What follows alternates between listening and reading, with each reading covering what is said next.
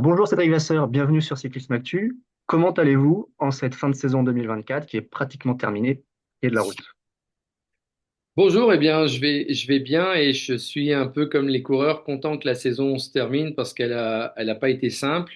Ça n'a pas été pour nous un grand cru et on a envie de tourner rapidement la page et de passer à 2025.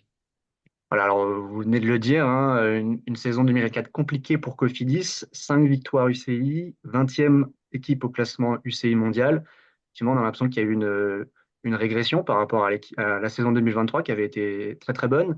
Comment vous expliquez cette année compliquée? On sait que vous n'avez pas gagné jusqu'en mai. Après, vous avez eu un mois de mai mois de mai-juin qui a été très bon. On a cru à une dynamique positive qui s'était enfin lancée. Et au final, à la fin de saison, vous êtes retombé un peu dans vos travers. Comment vous expliquez cette saison 2020? Je pense que dans le monde du cyclisme, rien n'est vraiment linéaire à part quelques coureurs comme Pogacar qui sont des cas exceptionnels. On Mais reviendra. je pense que voilà, on a fait une bonne saison 2023, on avait fait une excellente saison 2022, et puis là, on a un peu marqué le pas. Alors, je pense qu'il y a pas mal d'explications. La première, c'est tout simplement qu'on n'a pas été à la hauteur. Je pense que les résultats, les victoires, ce sont les coureurs qui vont les chercher sur les compétitions. Et on a trop souvent loupé des occasions d'aller chercher des bons résultats. Je pense qu'il y a peut-être eu aussi un phénomène de relâchement après les deux belles victoires sur le Tour de France l'an dernier. Je pense que d'une manière générale, on s'est peut-être dit, c'est bon, on a gagné deux étapes sur le Tour, ça faisait 16 ans que Cofidis attendait, on peut se relâcher. Et on voit que prendre la saison à l'envers, parce que c'est vraiment un peu ce qui s'est passé pour nous, on a vraiment pris la saison à l'envers. On n'arrive pas à redresser. Donc la saison 2023 avait commencé magnifiquement avec la victoire de Brian Cocard au Tour Down Under. Il avait tout de suite donné une bonne dynamique au groupe. Et là, on a enchaîné les pépins, des chutes, pas mal de chutes, hein, notamment sur la Marseillaise avec Axel Zinglet, avec Stefano Oldani. Donc on a été dans une mauvaise spirale. On n'a pas réussi à sortir la tête de l'eau. On a eu quelques satisfactions évidemment. Et puis la plus belle pour moi, c'est la victoire de Benjamin Thomas sur le Giro, qui a quand même libéré l'équipe parce qu'on avait besoin de cette victoire. Et il a été la chercher d'une manière impeccable. Franchement, il a été exceptionnel. Ça a redonné une énergie au groupe parce que, comme vous disiez, du coup, on a enchaîné quelques victoires dans la foulée, avec notamment aussi Milan Fretin, un prometteur coureur belge, sprinter. Mais après, je veux dire, on a replongé et malheureusement, en cette fin de saison, on n'a pas réussi non plus à retrouver des résultats exceptionnels. On est présent. Je pense qu'on termine un peu mieux la saison qu'on l'a commencé, mais c'est pas suffisant pour afficher un statut du CI World Tour. On le sait bien. Donc, on va se mettre à travailler rapidement. Alors, la saison 2024 n'est pas encore terminée, mais on est déjà sur la 2025. Il y a beaucoup de changements qui vont arriver chez Cofidis aussi. Quand une équipe fonctionne bien, on a envie de continuer avec elle. Quand elle ne fonctionne pas bien, je pense qu'il faut pas s'obstiner. Ça veut dire qu'à un moment donné, on est peut-être arrivé au bout des choses et donc repartir avec de nouvelles ambitions, avec de nouveaux coureurs, avec de nouvelles personnes pour essayer justement de retrouver ce que je considère aujourd'hui comme notre place, c'est-à-dire approcher le top 10 mondial. La fin d'un cycle, du coup, vous venez de l'évoquer, et donc le début d'un nouveau. On a 10 recrues qui arrivent à l'intersaison, c'est beaucoup. On a aussi également 5 départs pour le moment qui sont actés, dont 2 qui sont tout de même historiques, on va dire, de l'équipe Cofidis, en tout cas des coureurs vedettes et français, Guillaume Martin et Axel Zing, qui ont porté haut les couleurs de l'équipe Cofidis. Qu'est-ce que ça fait de perdre ces deux coureurs comme ça à l'intersaison? Comment on s'adapte? Et on a l'impression qu'il y a une perte d'identité française en termes de coureurs et de coureurs vedettes dans l'équipe. Oui, c'est sûr qu'en perdant Axel Zinglet et Guillaume Martin, on perd quand même deux coureurs français qui sont connus. Moi, mon objectif pour 2025, c'est pas de créer une équipe d'une nationalité, c'est de créer une équipe capable de maintenir son statut au niveau UCI World Tour. Et si pour ça, il faut aller chercher des coureurs de l'autre côté du continent, eh bien, il faut pas se gêner. Je pense qu'aujourd'hui, on doit vraiment aller chercher les meilleurs coureurs. peut-être avec l'ambition future, eh bien, de redonner une identité française un petit peu plus marquée dans l'équipe, et ça, c'est vrai. Mais le cyclisme d'aujourd'hui, il est plus comme avant. On voit bien les talents français partent à l'étranger. Et bah, les Français sont bien obligés à un moment donné de faire appel aussi à des talents étrangers. C'est normal. Je crois qu'il n'y a plus de frontières dans le cyclisme. Tout va très vite et c'est difficile, je pense, de travailler comme on le faisait par le passé avec un David Moncoutier qui fait toute sa carrière dans l'équipe Cofidis. Ça n'existera plus jamais. Je pense qu'aujourd'hui, on est sur un temps de travail qui est beaucoup plus court.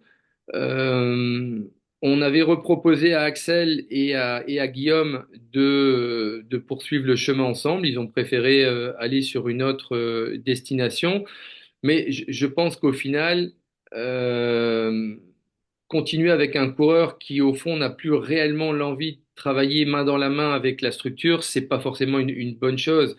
Guillaume a donné beaucoup de satisfaction à l'équipe Cofidis. Il a été, je veux dire, époustouflant en 2020. Mais c'est vrai que depuis 2020, on voit quand même que face à des coureurs comme Pogacar, face à des coureurs comme Vingegaard, face aux coureurs qui sont ses adversaires, parce qu'au final, Guillaume est un grimpeur et donc il doit complètement, malheureusement, essayer de rivaliser avec eux. Eh bien, on a toujours été un petit peu en difficulté. Donc, je pense que ça a une répercussion sur le groupe aussi, parce que quand le leader n'est pas capable de répondre présent dans les moments importants, et bien derrière, au niveau des équipiers, ben, on se dit ben, pourquoi je devrais rouler pour un leader qui est finalement pas bien meilleur que moi. Donc voilà, je pense que tout ça mélangé a fait que du côté de Guillaume ou de notre côté, on s'est dit bah voilà, on a fait de belles choses ensemble, on se quitte en bons termes. Et puis moi, je lui souhaite bon vent dans sa nouvelle formation. Et nous, on essaiera de reconstruire du solide avec Emmanuel Bourkman qui est censé remplacer Guillaume Martin, parce qu'il faut quand même dire que le palmarès de Bourkman est quand même bien plus fourni. Il a quand même réussi à aller faire quatrième du Tour de France en 2019. Alors vous allez me dire, c'est pareil, 2019, c'était il y a longtemps. Mais aujourd'hui, on sait très bien qu'aucun coureur n'est capable de rivaliser avec Vingegaard et Pogacar dans les grands tours. Ils sont vraiment sur une autre planète. Donc nous, on va vraiment se contenter d'aller chercher des victoires d'étape dans un premier temps. Et je pense que Bourkman a aussi envie de se relancer dans un nouveau défi. Il a fait toute sa carrière avec la formation de Ralph Denk. Et là aussi, à un moment donné, on a besoin d'une nouvelle source de motivation. Donc je pense que la source de motivation que Guillaume Martin recherche chez Groupama FDJ, eh bien Emmanuel Bourkman la cherche aussi chez Cofidis. Avant de revenir un peu plus en détail sur le reste de votre recrutement, un petit mot également sur Axel Zing. Vous avez évoqué Guillaume Martin qui effectivement semblait être arrivé un peu à la fin de son histoire avec Cofidis. Axel Zing, on a eu l'impression que lui, pour le coup, il avait potentiellement encore autre chose à offrir à l'équipe Cofidis. Il était encore assez jeune. Il suit un peu la trajectoire de Christophe Laporte au final. Il va rejoindre l'équipe qui va rejoindre chez l'équipe Visma.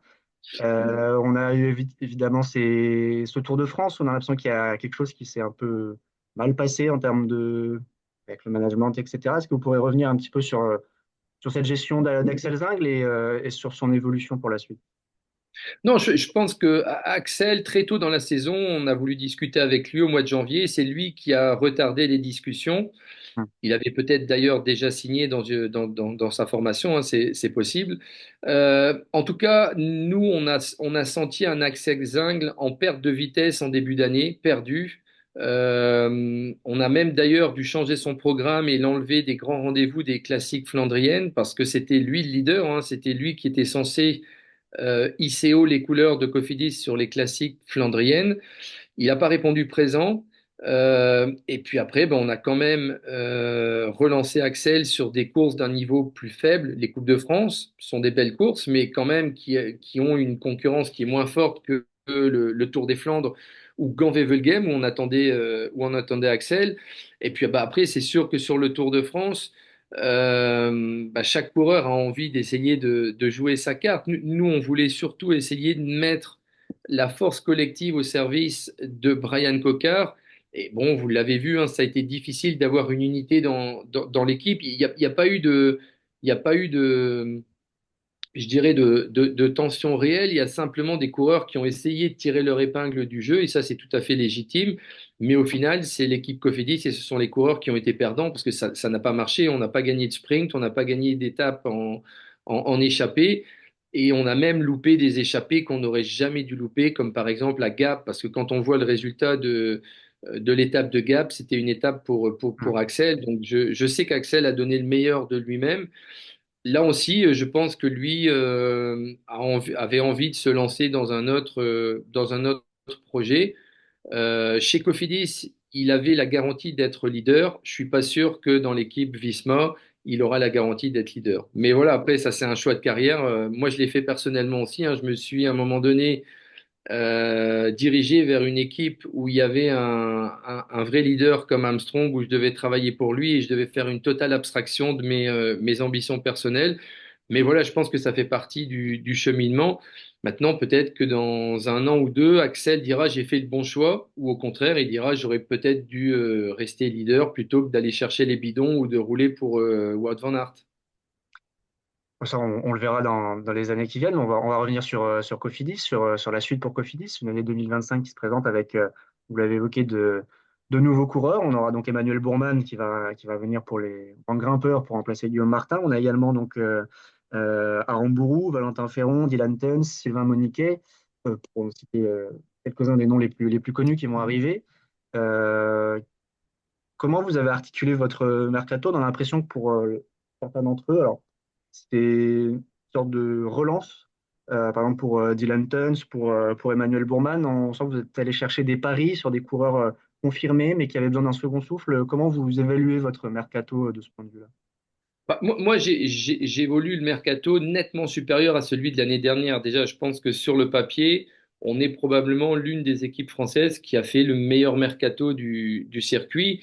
Alex Arimbourou, c'est un coureur qui est formidable et je l'ai encore vu en cette fin de saison avec le maillot de champion d'Espagne s'accrocher en Italie. On voyait qu'il n'était pas forcément au mieux, mais il s'accroche, il tente et ça, c'est vraiment l'image que j'ai envie d'avoir des coureurs de l'équipe Cofidis en 2025. Donc, on a d'abord cherché quand même un coureur qui nous garantissait quasiment un top 20, top 30 mondial et je pense qu'au mieux Alex, pour l'instant, est arrivé 20, 24e coureur mondial et c'est ce qu'on recherche, hein. Aujourd'hui, on n'avait pas ces coureurs capables de faire ça.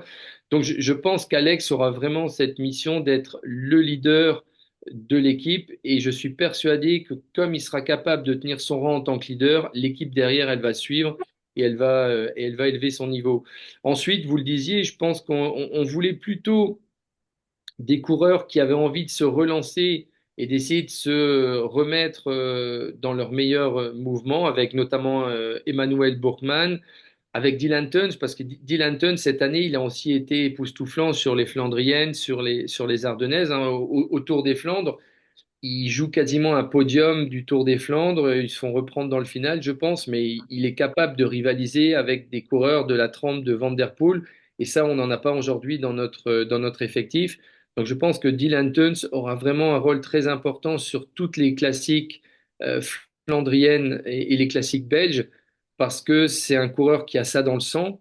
Ça fait partie de son ADN. Et quand on a un coureur qui est motivé pour le Nieuwsblad, qui est motivé pour le Tour des Flandres, derrière, on a des soldats qui vont vraiment au front. Parce que quand le leader n'est pas là, ou quand le leader n'est pas motivé, eh bien, chacun est perdu, on est là, on ne sait pas pourquoi, on fait juste, on honore juste une convocation, et puis voilà. Et ensuite, je pense qu'on a voulu des coureurs qui étaient des francs-tireurs, c'est-à-dire des coureurs capables d'aller dans des échappées, de faire des numéros. Et Simon Carr, je pense que ça peut être une des révélations de l'équipe Cofidis en 2025. Simon a déjà été époustouflant sur certaines courses. Il rêve du Tour de France et je pense que chez Cofidis, il a largement sa place pour participer. Je ne parle pas de la victoire générale du Tour de France, mais je pense qu'un coureur comme Simon peut très bien se retrouver un jour dans une échappée et aller la claquer sur les routes du Tour de France. Et puis on a misé aussi sur des jeunes coureurs talentueux comme Sylvain Moniquet, comme Valentin Ferron, comme Maisonneuve ou Izquierdo, qui eux vont intégrer les rangs professionnels. Ce qui m'a fait plaisir aussi, c'est d'avoir été contacté par Damien Touzé qui avait envie de revenir chez Cofidis. Ça veut dire que bah, finalement, on est quand même une maison qui sait accueillir, qui respecte les coureurs et les engagements. Et donc, Damien va aussi avoir un rôle à jouer, mais très important, sur toutes les classiques belges aux côtés de Dylan Teuns. Donc, pour l'instant, je pense que ce mercato est quand même de très bonne qualité. Alors, aujourd'hui, on est 28 coureurs sous contrat. Il nous reste encore deux positions à déterminer. On hésite pour les deux dernières places, mais on a envie de faire confiance à la jeunesse. Vous me faites un lien tout tracé. La jeunesse, on a beaucoup de formations françaises World Tour qui ont une équipe réserve, une équipe continentale. Ce n'est pas forcément votre cas. Comment vous expliquez ce modèle que vous ne suivez pas peut-être volontairement ou volontairement, je ne sais pas, mais on a l'impression que la formation via une réserve continentale, une équipe avec des jeunes, c'est important aujourd'hui. Comment vous expliquez ce positionnement-là? C'est important, mais je pense qu'on a pris du retard dès la fin des années 90, parce que Chambéry Cyclisme, quand ils se sont créés à cette époque-là, je pense que c'était le moment opportun pour se lancer dans la formation. Depuis, toutes les équipes, elles se sont lancées dans le circuit continental. Donc aujourd'hui, les règles font que vous détectez des jeunes, vous leur permettez de s'épanouir, de progresser, et puis vous n'avez aucune garantie pour que ces jeunes-là continuent leur chemin dans votre équipe UCI World Tour, parce que le cyclisme aujourd'hui a changé aussi, hein. Chaque coureur a un agent, l'agent fait jouer la concurrence, et donc je pense qu'aujourd'hui, se lancer avec les années de retard qu'on a dans ce circuit continental, alors qu'on on doit mettre toute notre énergie et nos moyens pour justement essayer de progresser en UCI World Tour, à la fois sur un point de vue sportif, mais aussi sur un point de vue du budget, parce que on peut aussi parler des budgets. Ce sont quand même des budgets importants. Dans un pays comme la France, je pense qu'il faut compter minimum 1,5 million pour une structure continentale. C'est quand même handicapant quand on sait qu'on ne fait pas déjà partie des plus hauts budgets parmi le circuit UCI World Tour. Donc nous, on a plutôt pris le parti pour l'instant de se dire on va voir comment va évoluer le circuit continental, comment vont évoluer les règles de l'UCI. Et moi, je suis vraiment partisan pour favoriser l'équipe UCI World Tour qui forme un coureur. Parce que si vous formez un coureur pour qu'il parte à la concurrence, avec parfois même pas un merci, ça vaut pas le coup, hein. Donc aujourd'hui, je pense que c'est vraiment le système qui nous rend frileux. Le jour où on aura la garantie que toute l'énergie, tous les moyens qu'on aura mis en place pour détecter et faire progresser un coureur, ça nous garantit à minima 2 ans ce coureur dans le circuit aussi World Tour chez les hommes, on pourra y aller. Mais aujourd'hui, on n'en est pas là. Oui, on pense par exemple à Lenny Martinez pour la groupe FDJ qu'on a eu sur Cyclisme Actu il n'y a pas longtemps, qui est un cas qui représente un peu ce que vous venez d'évoquer. Effectivement, on n'a pas la sécurité de garder ce coureur sur plusieurs années. Donc c'est Alors, un choix assumé du coup. lui, pour le coup, il est quand même passé dans l'équipe UCI World Tour de Marc Madiot, mais j'ai apprécié aussi les propos de Marc Madiot qui disait il y a quelques années, on avait fait passer 7 coureurs de la Continentale à Mm. l'équipe UCI World Tour. Aujourd'hui, c'est plus possible. Ouais. C'est vraiment impossible. Et donc, je pense vraiment qu'il faut protéger les équipes continentales. Et quand elles seront protégées, eh bien, ça nous incitera plus à se lancer dans le projet. Parce qu'aujourd'hui, se lancer dans un projet continental et de formation, c'est affaiblir notre structure UCI World Tour, Mm. parce que ça va forcément nous handicaper au niveau du budget et du recrutement, et c'est aussi handicaper notre formation féminine qu'on essaie de faire grandir et dont on espère un passage en UCI World Tour en 2026. On a parlé un peu des coureurs. On imagine qu'une saison compliquée 2024 comme ça, il n'y a pas que ça qui est pris en compte. Et vous avez parlé de relâchement. J'imagine qu'il y a une part de responsabilité du staff et du management évidemment également. Comment on se remet en question pour repartir sur de bonnes bases? Que vous avez déjà ciblé ce qui a été raté pour la saison 2024. Comment on se relance vers une saison 2024, une meilleure saison 2025, pardon. On est encore à la phase de diagnostic parce que tout s'explique de toute façon et je pense qu'aujourd'hui on cherche vraiment à comprendre pourquoi des coureurs qui ont brillé les dernières saisons n'ont pas réussi à trouver l'ouverture cette année. Après, quand on voit par exemple la métamorphose de l'équipe Decathlon AG2R, eh bien, je pense que c'est un modèle qu'il faut étudier parce que ça a bien marché cette année. Mais là encore, c'est pas évident que l'année prochaine, ce soit aussi réussi. Donc, en tout cas, nous on a changé les coureurs parce qu'à un moment donné, comme je le disais, ce sont les coureurs qui vont faire des résultats. Et quand on fait des résultats, ça nous amène des points. Et quand on a des points, eh bien, vous avez le mardi matin votre classement et chacun s'amuse à comparer le nombre de points mis par telle et telle équipe.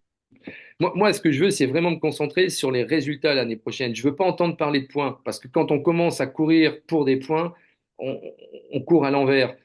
Ce que je souhaite, c'est de voir l'équipe travailler pour qu'Alex Aramburu gagne de belles courses, pour que Dylan Teuns puisse jouer la gagne sur le Tour des Flandres, pour que Simon Carr gagne des belles courses, etc., etc., pour que Brian Cocard gagne des sprints, pour que Milan Freta, Agnol Koski aille chercher des victoires. Et ça, c'est vraiment un peu enfin, c'est le fond du travail qui va être effectué cet hiver. On va aussi changer certains postes, évidemment, parce que je pense que, notamment au niveau de la préparation cette année, on n'a pas été au niveau. Et donc, à un moment donné, on a besoin aussi d'offrir aux coureurs de nouvelles méthodes de travail, euh, parce que ces méthodes de travail, quand elles fonctionnent, elles vous donnent confiance et elles augmentent votre potentiel. Par contre, quand vous êtes dans le circuit inverse, c'est-à-dire quand vous faites une charge de travail, que vous allez sur la course, que vous prenez une branlée sur la course, eh bien, vous avez plus confiance en vos méthodes de travail.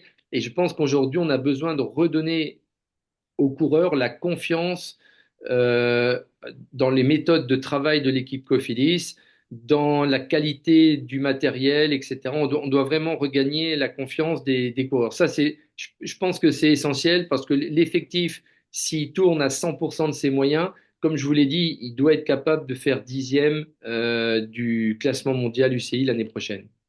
Question peut-être un peu bête, mais si l'année prochaine ne se passe pas comme prévu, et c'est encore une saison compliquée, est-ce que par exemple la place de Cédric Vasseur en tant que manager général de l'équipe Cofidis peut être menacée sur le court moyen terme? Bah ça, c'est pas à moi de le dire. Maintenant, vous savez, je pense qu'à un moment donné, moi, j'ai pas non plus envie de diriger une équipe pour diriger une équipe. Hmm. J'ai déjà fait 15 ans en tant que coureur cycliste pro. J'ai gagné des étapes sur les routes du Tour de France. J'ai été consultant à la télévision. J'ai pris toujours beaucoup de plaisir dans tout ce que j'ai fait. Et je pense que ce qui me motive aujourd'hui, c'est d'amener des coureurs à la victoire, essayer de voir des coureurs remporter des courses comme on l'avait fait l'an dernier avec Victor Lafay et avec Isaac Guiré sur le Tour. Ça, ce sont des moments forts qui font vibrer et qui récompensent aussi le travail de tout un staff, parce qu'il y a tout un staff qui travaille. Donc, j'envisage pas un plan B. Pour moi, il n'y a pas d'autre choix qu'avec l'effectif qu'on a, les moyens mis à disposition par l'équipe Cofidis, ça peut pas vriller. Donc, aujourd'hui, je prends la responsabilité de l'effectif qui va porter le maillot en 2025, de l'effectif qui va aussi travailler avec les coureurs pour essayer d'aller chercher les meilleurs résultats. Et on ne pouvait pas prévoir le Covid en 2020, donc j'espère qu'on n'aura pas un nouveau cas de Covid l'année prochaine, mais honnêtement, je suis vraiment optimiste par rapport aux capacités de rebondir de l'équipe Cofidis, parce que je pense que, encore une fois, comme je le disais en introduction, les résultats sont jamais linéaires dans le cyclisme. Aujourd'hui, ils sont plus linéaires, sauf pour très peu d'équipes. Et donc, je pense que souvent, après une saison difficile, il y a une prise de conscience, il y a un rebond, et l'année prochaine sera peut-être la meilleure des saisons qu'on n'a jamais connues chez Cofidis.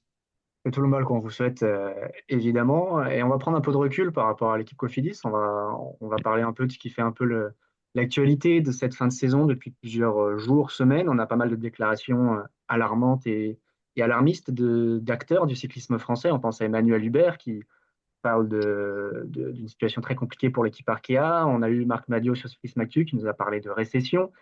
L'état du cyclisme français inquiète. Vous, Cédric Vasseur, en tant que manager général de l'équipe Cofidis, qu'est-ce que vous en pensez de cette situation? Moi, je suis pas aussi pessimiste que tout le monde pourrait le prétendre. Je pense aujourd'hui euh, que la France est le pays qui a le plus d'équipes en UCI World Tour. Donc, on est un pays qui est quand même privilégié. Vous vous rendez compte que l'Italie n'a pas une seule équipe en UCI World Tour depuis des années. Donc, je pense que on a un problème de riche, c'est-à-dire on a beaucoup de compétitions, on a beaucoup de structures, on a beaucoup de coureurs, et immanquablement dans la rivalité internationale du cyclisme, eh bien, de temps en temps, les lignes bougent et on ne peut pas garder notre part du gâteau chaque année. C'est un peu comme une équipe, hein, c'est difficile. Donc, une nation est forcément obligée de connaître des moments un petit peu plus difficiles. Donc, je pense qu'aujourd'hui, avec quatre équipes en UCI World Tour, on est quand même déjà privilégié. Ça, c'est le premier point. Maintenant, là où je rejoins mes collègues managers, c'est que euh, le système dans lequel on évolue n'est pas équitable, il n'est pas loyal, parce que tout simplement, on doit rivaliser avec des équipes qui n'ont pas le même mode de fonctionnement que nous, qui n'ont pas les mêmes contraintes en termes de financiers, c'est-à-dire de charges salariales. Et aujourd'hui, on est sur un marché hyper concurrentiel, c'est-à-dire qu'on fait jouer la concurrence pour tout, c'est-à-dire pour les coureurs, pour le staff, pour le matériel, pour tout. Et quand on a 18 possibilités d'intégrer une équipe, on va forcément chercher celle où on a les meilleures conditions. Et aujourd'hui, c'est pas moi qui le dis, c'est un constat. Ce qui ressort, c'est que quand même, les équipes qui proposent des statuts d'indépendance sont privilégiées pour les grands coureurs. Donc, évidemment, vu sous cet angle-là, c'est un handicap pour le cyclisme français. Alors, je ne sais pas comment régler le problème, parce que c'est pas à moi de le régler. Je pense que nous, notre mission, c'est simplement de sensibiliser sur le danger à court et moyen terme, parce qu'on ne parle pas de long terme, on parle de court et moyen terme.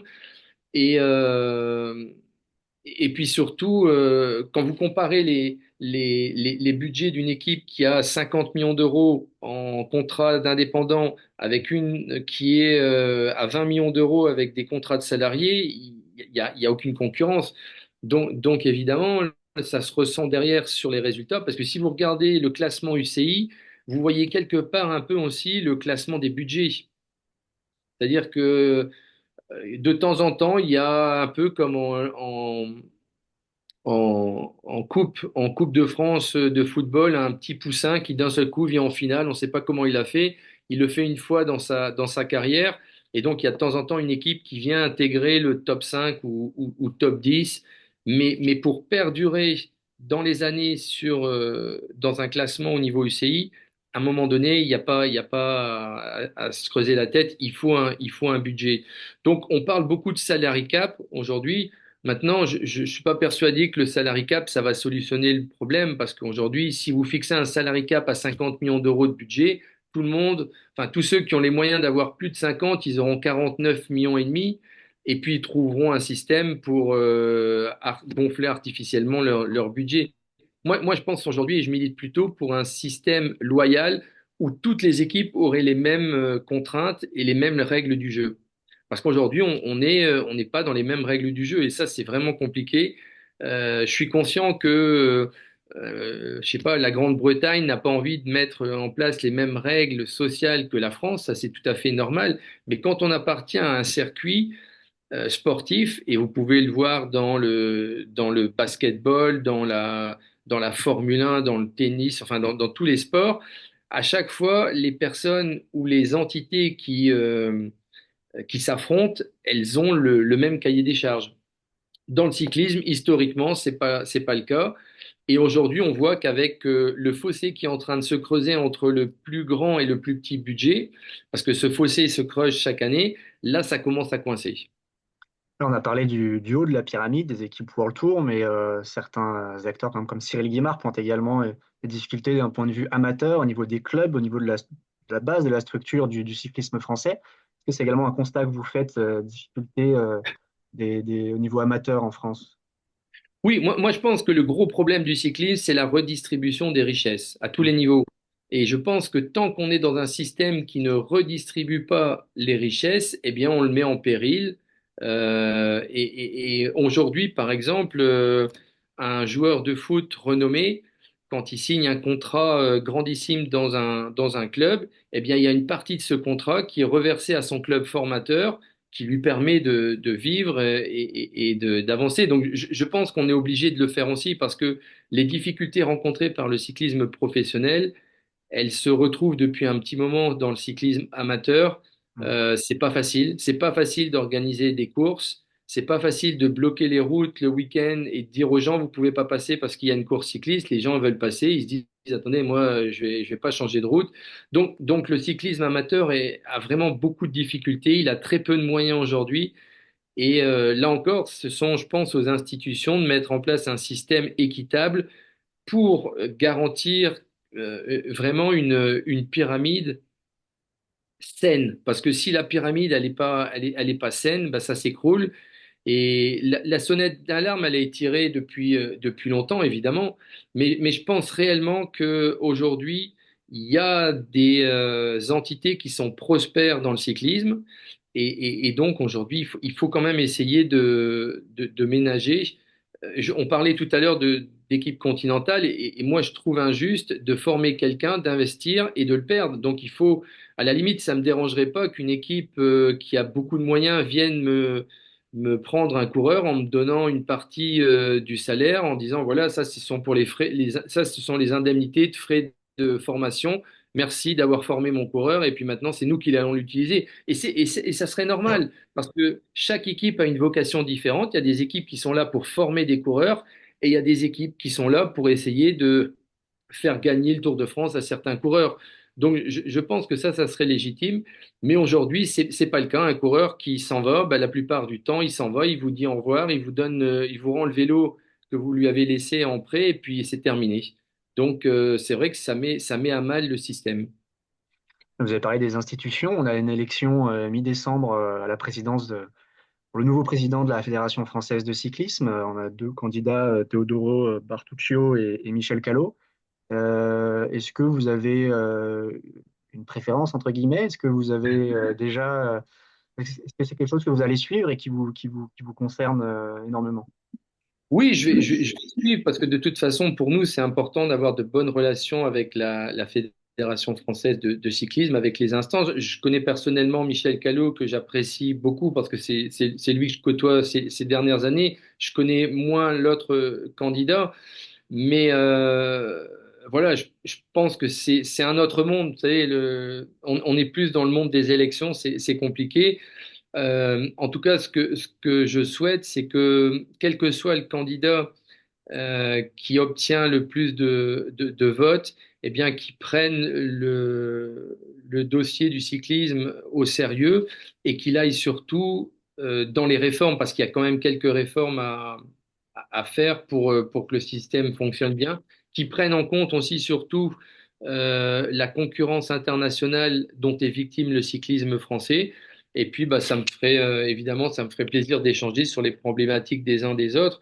Mais là encore, je pense que nous, on n'a pas de droit de vote et donc ben, je fais confiance à l'un et à l'autre des candidats pour mener à bien leur campagne et surtout pour faire en sorte que le cyclisme continue de faire vibrer des gens à la télévision et de créer des vocations parce que ça, c'est aussi important.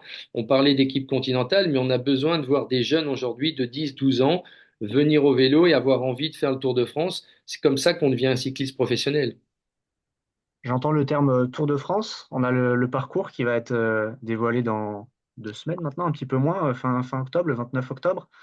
On sait déjà, avant de se projeter sur l'éventuel parcours, on sait déjà que les premières étapes seront dans le nord. Forcément, pour l'équipe Cofidis, ça va être une édition un peu particulière, des premières étapes avec un enjeu supplémentaire.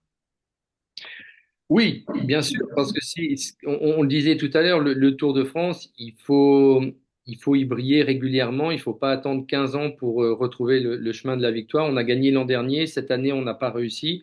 Il faut absolument que l'année prochaine, avec notre nouveau groupe, on réussisse à renouer avec la victoire. Alors, si on arrive à le faire sur notre territoire, au départ du Tour, ça serait formidable, mais vous imaginez bien que tous les coureurs qui prennent le départ du Tour de France, ils ont envie de gagner la première étape, de prendre le maillot jaune et ils vont pas faire de politesse à l'équipe Cofidis parce que le siège social est ici dans la région. En tout cas, nous, on va le préparer avec beaucoup de sérieux. Et on va surtout essayer de mettre des coureurs capables d'aller chercher des victoires d'étape parce qu'on sait très bien encore que eh bien, la victoire va se jouer entre Pogacar et Vingegaard. Donc sur le classement général, on ne se fait pas non plus d'illusions. On va plutôt attendre avec beaucoup d'attention le parcours qui sera dévoilé par Christian Prudhomme dans moins de 15 jours, hein, vous le disiez. On parle du Mont Ventoux, enfin on parle il y a pas mal de rumeurs qui commencent à circuler sur Cyclisme Actu d'ailleurs, j'en ai lu. Et, Notamment. euh, et donc maintenant on attend de voir ce qui se concrétise. Et puis surtout, bah, une fois que le Tour de France est présenté, c'est la saison suivante qui commence. On va commencer nos stages de préparation, nos reconnaissances d'étapes, essayer aussi de commencer à travailler sur l'équipe qui va faire le Tour de France. Parce que s'il y a deux sprints sur le Tour de France, ça sert à rien de mettre un sprinter sur le Tour de France. Il faut plutôt mettre des baroudeurs ou des coureurs capables d'aller dans les échappées. Par contre, évidemment, s'il y a 8 sprints comme cette année, c'est important. Donc pour nous, c'est primordial. Et de toute façon, une saison, quelle qu'elle soit, elle est toujours fonction des résultats des coureurs sur le Tour de France. Vous pouvez faire une saison en demi-teinte si vous avez brillé sur le Tour de France. Eh bien, tout le monde a l'impression que vous avez fait une super saison. Si, à l'inverse, vous vous loupez sur le Tour de France, c'est compliqué. Donc, pour nous, c'est un Tour de France hyper important. Alors, on vous souhaite qu'il se passe de la meilleure des manières. Si, pour conclure un peu, si vous deviez en quelques mots essayer de vous projeter sur l'année 2025, qu'est-ce qu'on pourrait vous souhaiter pour 2025 d'un point de vue collectif, mais aussi peut-être personnel, Cédric Vasseur et Cofidis? Bah, c'est toujours difficile. L'année dernière, j'avais fait le vœu de gagner sur le Giro, sur le Tour et sur la Vuelta. On a gagné sur le Giro avec Benjamin. On n'a pas réussi à gagner sur le Tour et la Vuelta. Donc, je ne vais pas renouveler le même vœu. Ce que je veux simplement, moi, mon souhait, c'est de voir des coureurs être à 100% de leurs moyens sur les compétitions. Et je pense, comme je l'ai dit tout à l'heure, et je le répète, qu'à 100% de leurs moyens, nos coureurs sont capables de faire une saison exceptionnelle. Donc, ce qui me motive vraiment, c'est de voir mes coureurs à 100%. Et puis après, bah, les victoires, elles viendront au fil du temps. Peut-être une classique avec Dylan Teuns, une étape sur les routes du Tour de France, un Arembourou qui continue sa progression et qui intègre le top 20 mondial. Donc voilà, mais 100%. Vraiment, il faut être à 100%. Et cette année, on était vraiment loin d'être à 100%. Et ben, c'est sur ce mot de la fin qu'on se quitte, Cédric Vasseur. Merci beaucoup pour cette interview sur Cyclisme Actu. Et puis, j'espère qu'on se retrouvera peut-être très prochainement, notamment pour le parcours du Tour de France. Merci à vous et on attend comme vous avec impatience le parcours du Tour. À bientôt.